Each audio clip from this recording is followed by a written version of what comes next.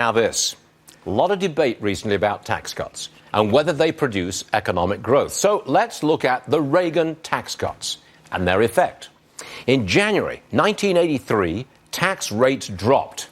That was the moment the economy got a shot in the arm. Fast forward to January 1989, when Ronald Reagan left the White House. In those 6 years, the economy grew at an annual rate of 4.8%. That is fact, and that is stunning. Joining me now is the aforementioned great man, David Stockman, former budget director under Reagan and author of the book Trumped. Okay. You know, there is some disagreement about growth rates that comes from tax cuts. You're not going to disagree with that, are you? 4.8% between January of 83 and January of 89, every year. Yeah, but that's selective data. We had a massive, deep recession in 81 and 82. The Fed had to slam on the brakes because of double-digit inflation from Jimmy Carter. The economy then did bounce back when Volcker finally got the inflation job done, took his foot off the brake, allowed the financial system to start expanding, and the tax cuts helped.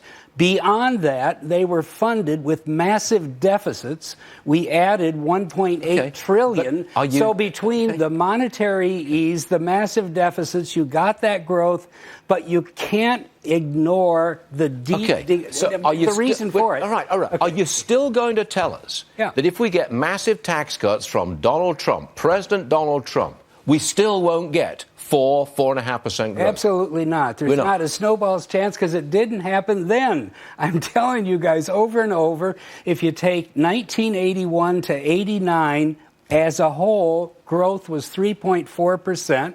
Pretty good. That's the same growth rate we had from 1953 to 1980. No change.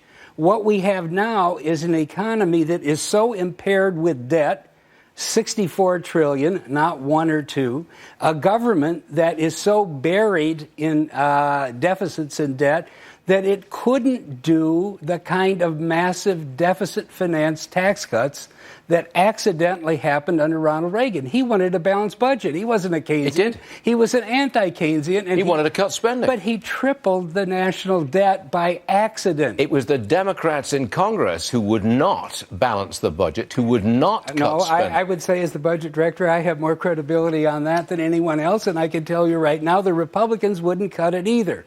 We needed to reform Social Security, wouldn't touch. We needed to reform Medicare, wouldn't touch. We needed to get rid of farm subsidies. They kept them going. We needed to get rid of all these grant programs for community development and the National Endowment for the Arts. Okay. All the things that Donald Trump wants to cut today, I left in the vault at OMB as failed cuts from 1981 because Republicans wouldn't cut them. We hear your case. Okay. I've stated mine. You stated yours. There we go. I still want a tax cut. Stockman, you're out of here. But look, David, thanks for joining us. We do appreciate it. We want some expertise on this, and you got it, and we appreciate it. Thank you, David. Very good.